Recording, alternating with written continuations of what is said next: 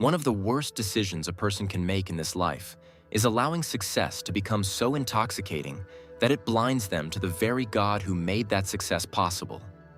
It is a dangerous place to reach where wins pile up, people applaud your name, and your influence grows so large that you quietly begin to believe you no longer need God to guide your steps.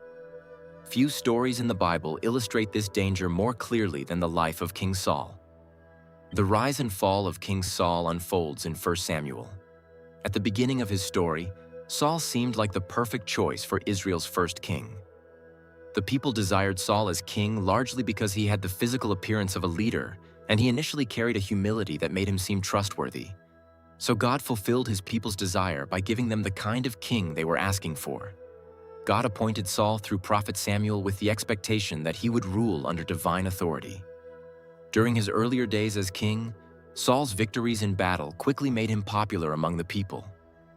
The nation celebrated him, and for a moment, it appeared that Israel had found a king who would lead them to greatness. But beneath the surface of early success, something dangerous was slowly taking root in Saul's heart. Instead of allowing his victories to deepen his dependence on God, Saul began chasing success in his own way. Military achievements, public approval, and maintaining his reputation slowly became more important to him than simple obedience to the Lord.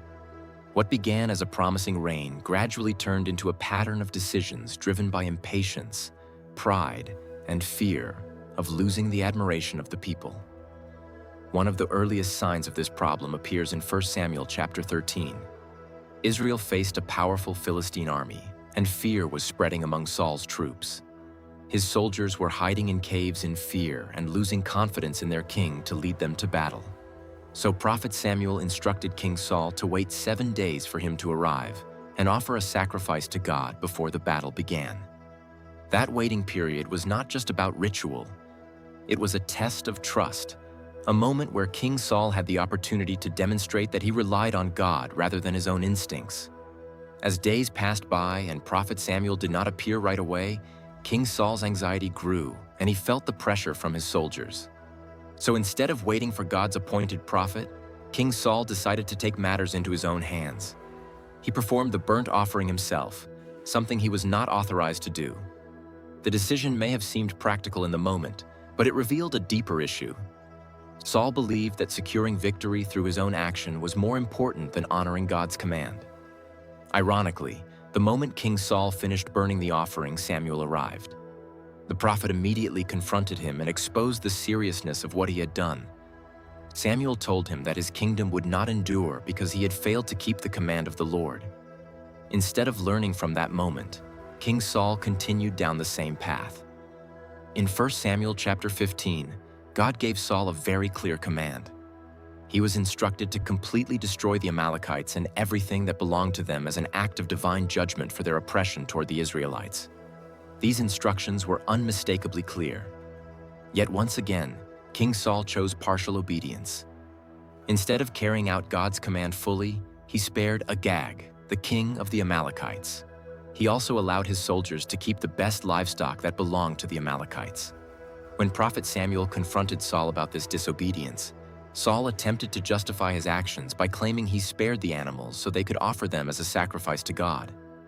This explanation revealed something tragic about Saul's thinking. He believed a grand sacrifice would somehow compensate for ignoring God's clear instruction.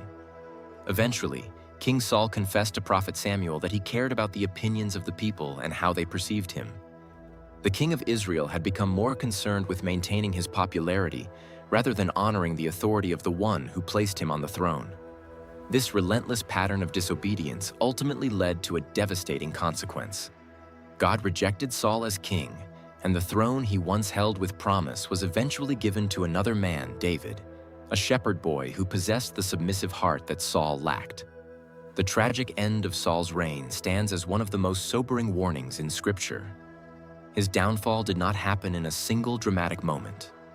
It happened gradually through a series of choices where he placed personal success above obedience to God, rushed ahead of God's timing, and listened to the voice of the crowd rather than the voice of the Lord. With every hasty decision, Saul moved further away from the purpose that God had placed in his life. Saul's downfall also reminds us that success and achievements gained by ignoring God's guidance may look impressive for a season, but they ultimately lead to emptiness and loss. The victories we secure through our own efforts can never match the peace and success that come from walking faithfully with God. God is not looking for people who can simply accomplish great things. He is looking for hearts that remain humble, obedient, and willing to trust Him even when the pressure to act differently is overwhelming. So ask yourself, are you pursuing success in a way that keeps God at the center? Or are you slowly pushing Him aside for selfish motives?